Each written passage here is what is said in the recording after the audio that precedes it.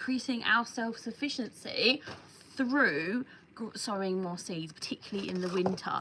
And I know that this is a sort of subject that people kind of forget, that you can actually sow in the winter. So we can move it over a little bit. So you can actually sow in the winter, and that's because we're always kind of like focused on sowing in the spring, and we forget that we can sow in the winter. And this really is the best time to sort of get a really big head start for either next year or even get like a super big harvest over winter. And you can do absolutely tons over winter that you don't necessarily think about. Now, hello, can you hear me okay? Let me know down below. And this can really boost your overall year and give you an absolute kickstart for next year, particularly in like a hungry gap, which here in the UK is the period between roughly about March all the way until like June, July, and that's when our winter harvest is all done. Perfect, thank you. So our winter harvest is all done, but we have nothing in the garden that's really yet to go. If you've got perennials like asparagus, that means that you get a little bit of a head start, but this will absolutely keep you in food. So what we're going to be doing is sowing some seeds, and these are all seeds that you can actually grow now, and I'm going to show you how to sow them and how to mix your compost. So this will save you a ton of money. Hello. So what I've got here, I'm going to turn you down so you can see, is I've got some perlite, which is amazing stuff. Bear with me. So this is perlite, okay? Hello everybody who's coming in. Yeah, drop us where you're from, because I'll be so interested to know. And this is just some multi-purpose compost. And this compost is awful. Can you see it? It's all lumpy and bumpy, but it's all I could get hand on. And this stuff is so dusty, so bear with me. I might be coughing my head off. So what I'm going to do is mix it up. And I do a ratio of 2 to 1 of this. Perlite can be quite nasty, so you've got to try not to get the dust up on it. Cornwall, awesome. So you've got a little bit longer season than me, and I think, what is it, Worcester? Epping, awesome, that's near me. From Kent, oh, you're very close to me. So some of us have a little bit longer season, some of us have a little bit shorter season, but this will be applicable to all of us, particularly if we're in the UK. So this should be applicable for everyone. You can see how nice that is, and look how much more fluffy it is. I can really crush it and it fluffs back up. That's what you're looking for in a compost. So even if it's a bit of a rubbish compost, you can make it a little bit better with a bit of perlite. Ultimately, I have a little bit of cocoa core in this as well, but you can see there's quite a lot of fibres in it, so I don't really need it. But this is what Asda's finest. Normally I have my my organic stuff, but I didn't get that this time.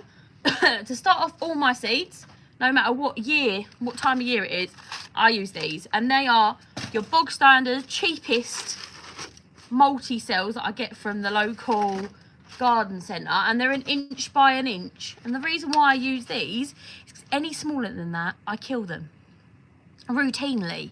I'm not perfect. I've been growing now for 8 years. This is my 9th year coming.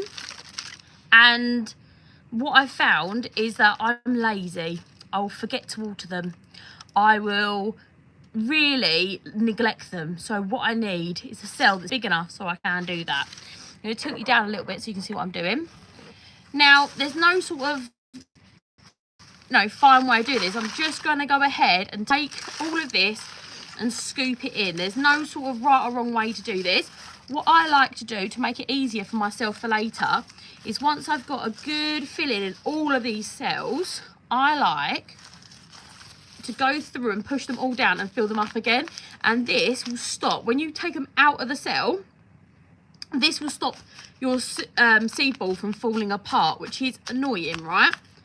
And we want to reuse this, so if it comes out in one solid lump, it makes it so much easier. And all you have to do is pinch the bottom like this, and it just comes out beautifully, which means you don't destroy the cells. I'm all for reusing everything, keeping everything as cheap and cheerful as possible.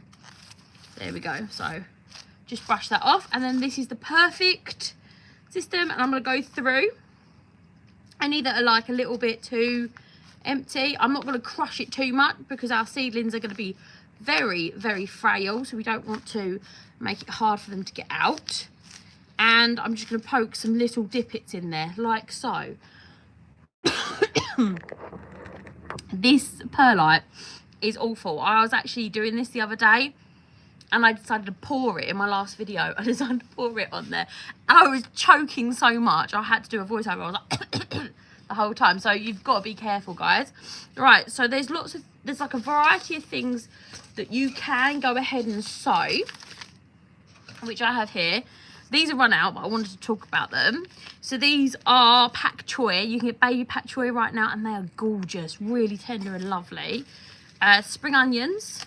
What else are we doing? Some cauliflower. This is all year round. That's really great.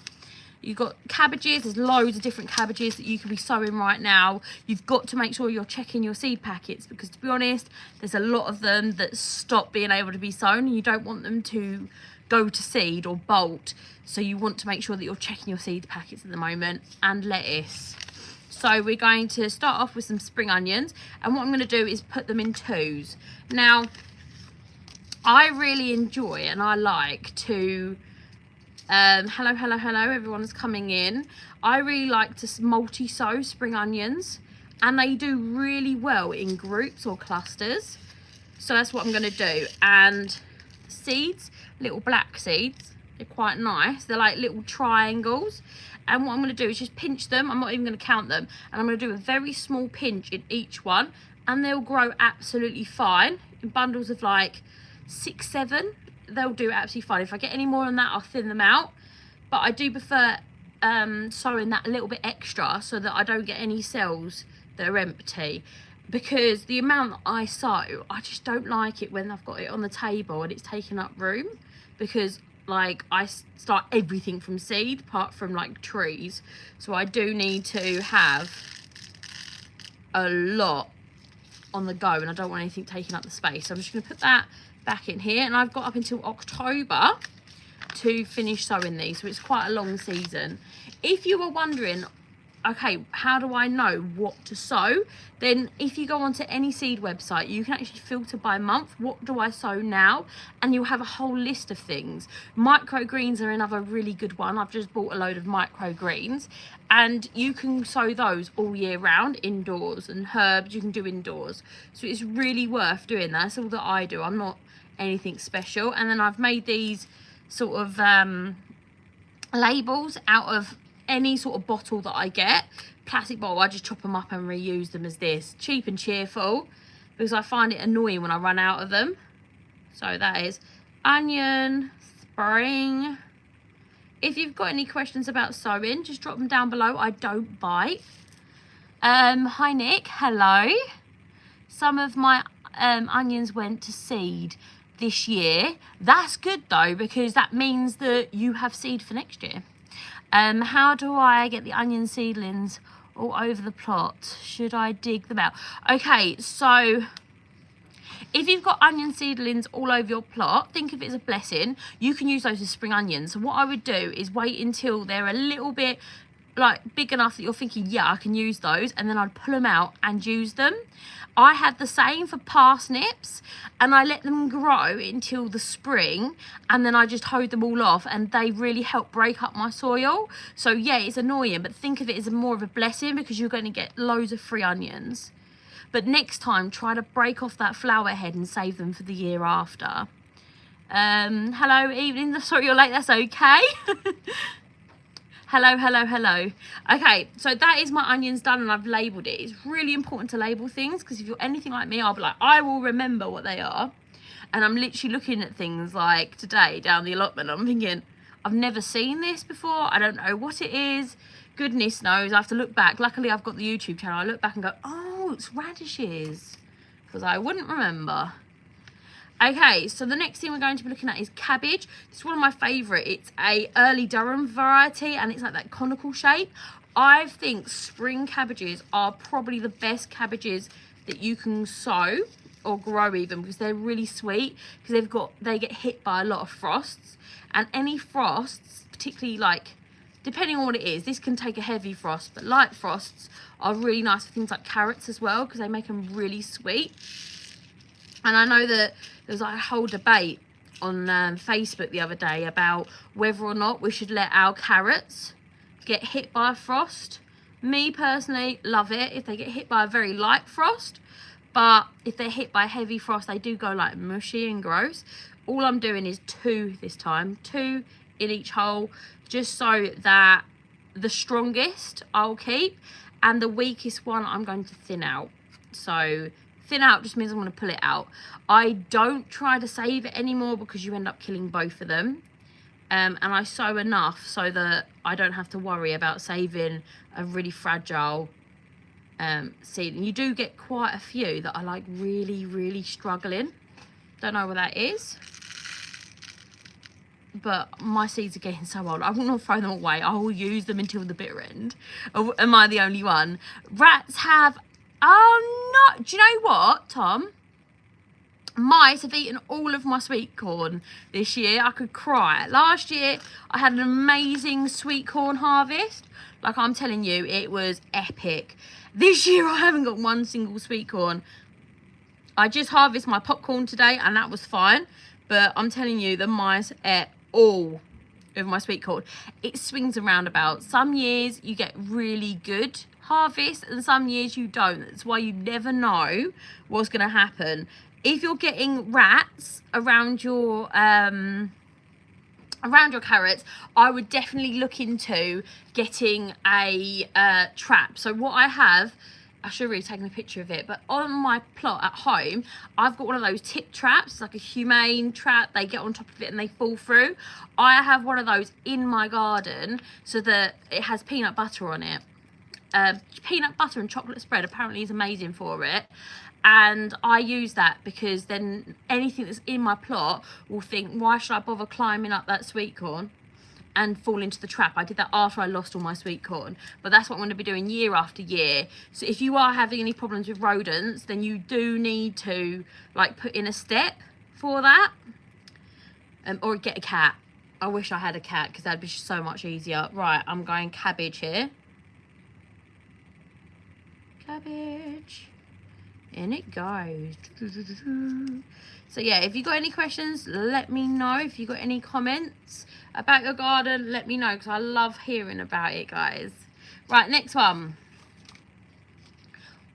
Arctic King. I love a bit of lettuce. Lettuce is so much easier to grow when it's cold outside. If you're growing it in the winter, you might struggle. It might be bitter, or it might bolt or go to seed. If you're having that issue, growing it in the spring and growing it in the autumn are the easiest ways of having good lettuce. So it's well worth doing. Once again, you can actually multi-sow this if you're going to go for the baby leaves. This time of year, baby leaves are so tender and delicious. It's worth doing. I believe it's 3 or 4 you can have in a bunch. But I'm just going to go ahead and sow them quite thinly. Just a little pinch in each. Now, you don't want to sow these too deep, because imagine how tiny the seeds are. Okay, look at them. They're so tiny. They're going to have a real struggle to get up through the soil if you put them really deep in. Rule of thumb is 3 times the seed size, you want to bury it, okay? So if it's a very tiny seed, you don't want to go too deep with it. I have 5 cats. Thankfully, I've never bought any rats. Oh, lots of mice though. Do your cats actually do they actually help you with your rodent issues? Because I really want to get a cat. I think just the smell of a cat will do it, but I know my friend says that her cat's absolutely useless. So maybe it depends on the cat. I'm just very, very lightly covering these little seeds up. And I am going to water these in really well, because obviously nothing grows until you get it to have full contact with the soil. So you want it to be covered and you want to make it full contact with the soil. This soil is slightly damp, but it isn't damp enough not to water it. There's no excuse never to water your seedlings or your little seeds. oh, it might make them stay away. So that is a very good thing. If you're struggling with mice, it might be a good idea to invest in a cat. I love cats. You probably know I have an absolutely huge dog. He's 63 kilos. I love dogs. I've always had a dog, but I'm probably more of a cat person than a dog person, which always shocks people when I say that, because I've always had very big dogs. Lettuce. Everyone should have a cat. Oh yes.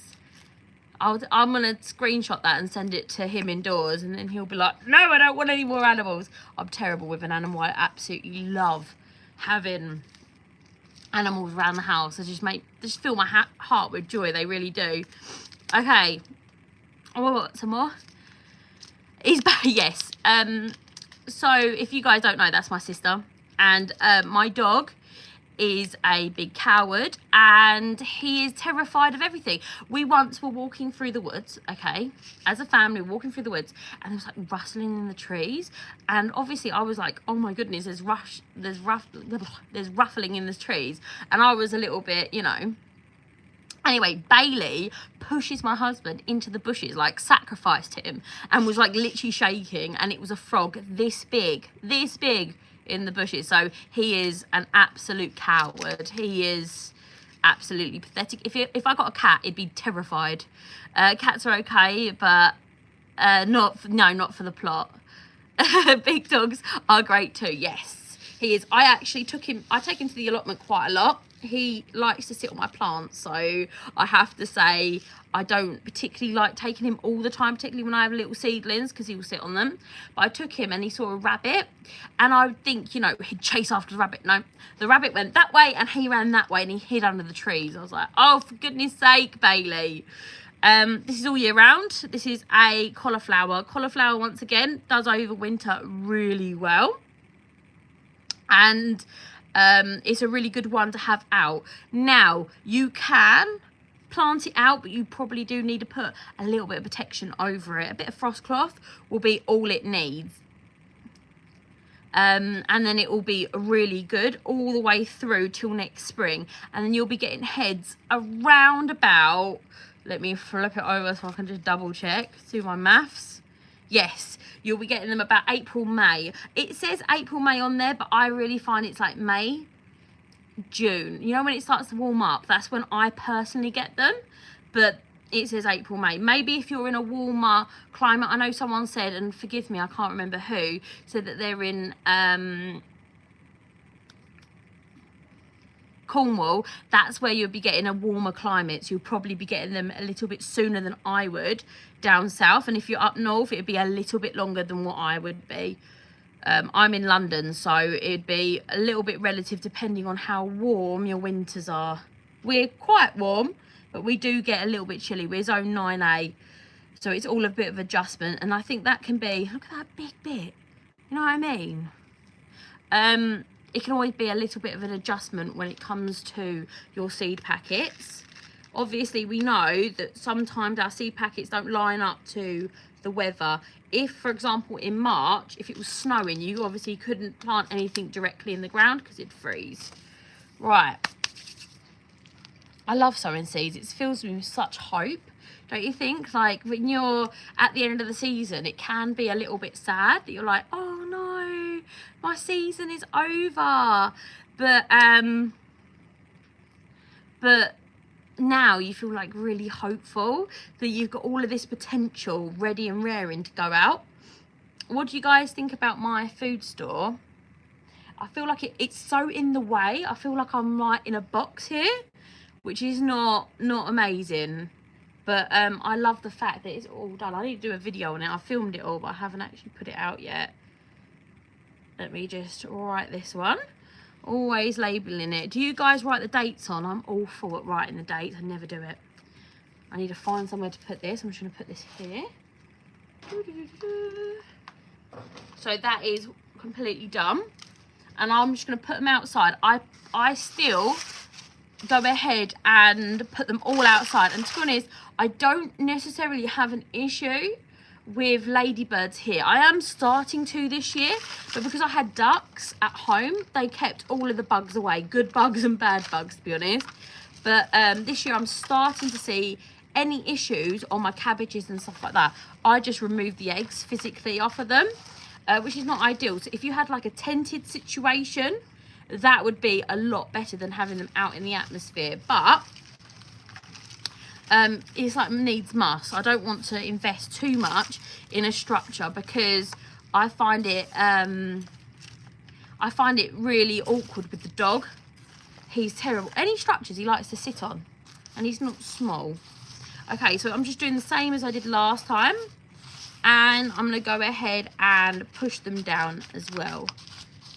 What are you guys sowing? Maybe you can give me some inspiration. I get really boring this time of year. I've finished all the carrots, they're all in. I've done radishes, but I will actually directly sow them. I think it's just easier to do that. Turnips are better directly sown if you like them. Cabbages, obviously I transplant. Any brassicas, I transplant. Yes, remember to subscribe if you haven't done already, guys. It's really helpful. It's probably the best way that you can support the channel, and it's free. I know lots of people worry it's going to cost them money. It really doesn't, but it does really help me out. So this is my seed store. Now all I do when I'm deciding what to sow, so I'll show you, is I just look here where it says what to, like when to sow them. And I know it's a little bit boring, but that's what I do. So oxeye daisies, I can sow them now. I'm going to do some of these kale. These are very lovely kale. They're called Madley. I've never heard of them before, but they've got huge leaves, so they're really lovely to do. And half of these I need to put away, but I haven't got round to. Lazy I am. I'm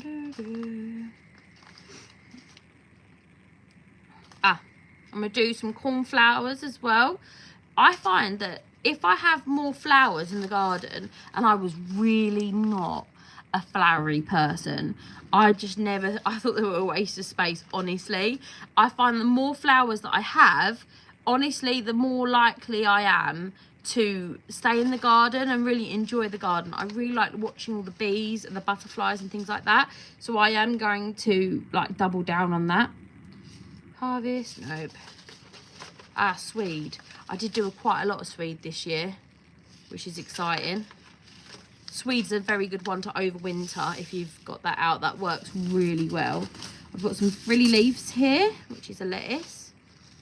And I've got some evening primrose. I haven't done lots of those this year. I've only done a few bits. Okay, so we've got some flowers as well. I've got some evening primrose, which is called Moonlight. Evening primrose, once again, is a flower, but it is also really medicinal, and I'm trying to like move into medicinal things, and obviously I'm not an expert, but I am like a baby medicinal person. Does that make sense? Just starting to dabble in it. There's all of my herbs and things here that I make into soaps and balms and things like that. Big shout out to your moderator. Yeah, she's amazing, isn't she? Yes, well done, Sheridan.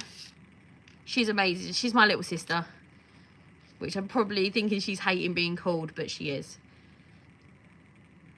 There we go. All I'm doing with these ones is because these are so absolutely tiny, they're just going to go on top, okay? So I'm doing a few of them on top, and these seeds are like a pinprick. So they're so little and tiny. They will need to go on top. I'm not going to put anything on there. But I am really looking forward to using these, because I know that they've got medicinal purposes. Well, obviously right now I can't think on the top of my head.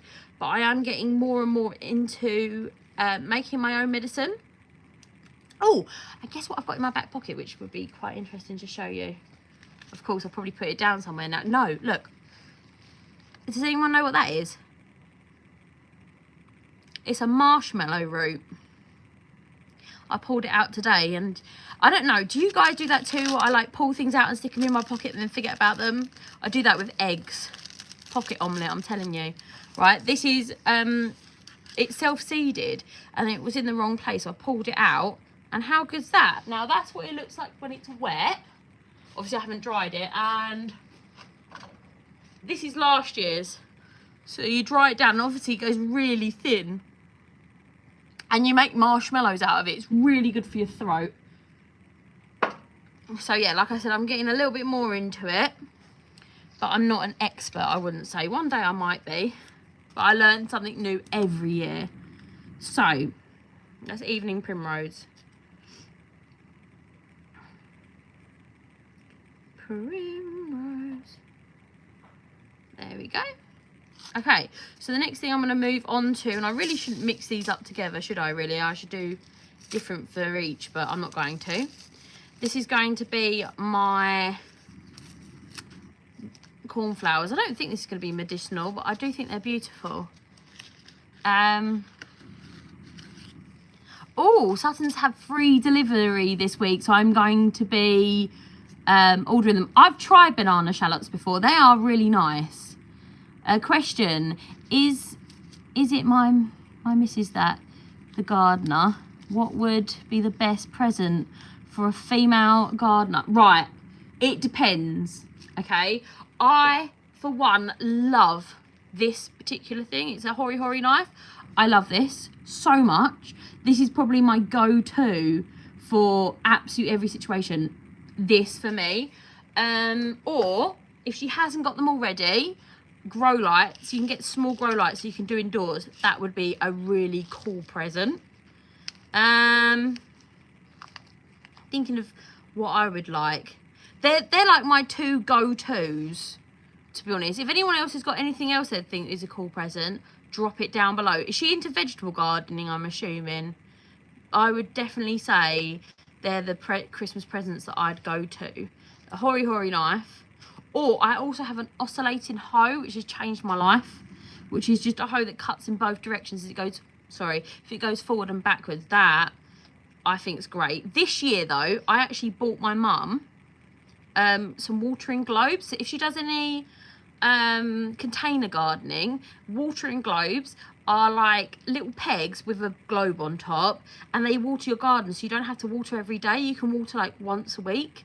That honestly is a game changer. Or the Orlas as well, absolute game changer. I use those in my greenhouse and honestly I loved them. They were so good. I only had to water once a week in a greenhouse and my peppers grew perfectly. Yeah, or seeds. Unusual seeds is a good one, particularly if she's anything like me. She probably has all the seeds under the sun. My sister always gets me seeds every Christmas. So that's what I would say personally. They're like my absolute go-to gifts. I've had a lot of gifts over the year for growing, and some of them I don't use. But those ones I really do. The hori hori knife, I actually got 2 of these, and this is 8 years old and it's still going strong. It's still sharp. I love that. I use it all the time.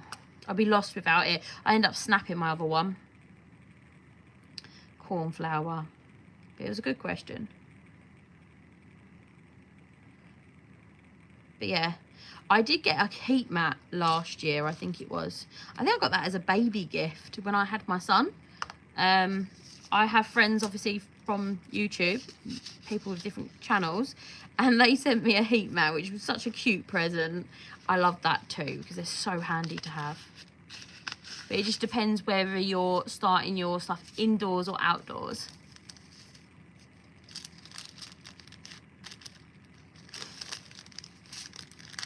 Right, so anytime. It's a good question. I'm sure most people are thinking that as well. Kale. Kale is exactly the same as any brassica. Brassica is cabbage or broccoli or cauliflower, and they like, once again, I'm going to sow them in pairs. The weakest one I'll weed out, but they do like having a really firm base to grow into, particularly when you plant them out, because they will topple over.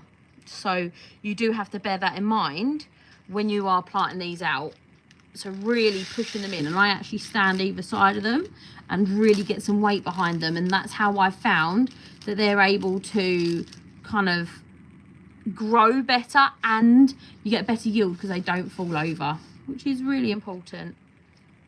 So I'm just doing the same as before, but once I've done that, I'm just going to kind of push them down a little bit so they're really 165-degree contact with the soil, like so. And then I will write on them kale. And I find that they're really nice. It's particularly nice to overwinter because, once again, those frosts will make them really, really sweet. Kale. Done. Now, oh, that was good, wasn't it? God, who would home make such bad labels? Okay, next is oxide daisies. Oxide daisies are really one of my favourite flowers. And they're really good. Oh, Sharon's already there. She's deleted whatever that was. I do have to say appreciation to my moderator. She's amazing, isn't she? These are absolutely tiny seeds again, so I'm just going to put them over the top. And these overwinter really well, and you'll get blooms later on in the season. I actually got these from the seed library. If you ever want to get seeds from seed library, I really recommend it. You buy them, they're so cheap. They're like £1 for the seeds, but all you need to do is the next year you save the seeds and send them back, and then you're like part of saving really rare species and stuff like that. It's well worth doing, guys, if you ever do it. It's just called Incredible Seed Library. That is a really great organization to really get a part of, in my humble opinion. I like stuff like that because I feel like if we as a society, we don't keep heirlooms, keep them going, they're going to disappear. So it's super important that we do that. And you can send in any of your favorite heirlooms as well. Even if you're not too sure what they're called, you can send them in and they'll give them out to people to keep that sort of genetics going on. Oxide daisies. Okay, guys, well, thank you so much for hanging out with me today, and it is now bedtime, so I'm gonna go and put my son to bed. And thank you so much, and I'll see you next Friday. Bye bye. Thank you.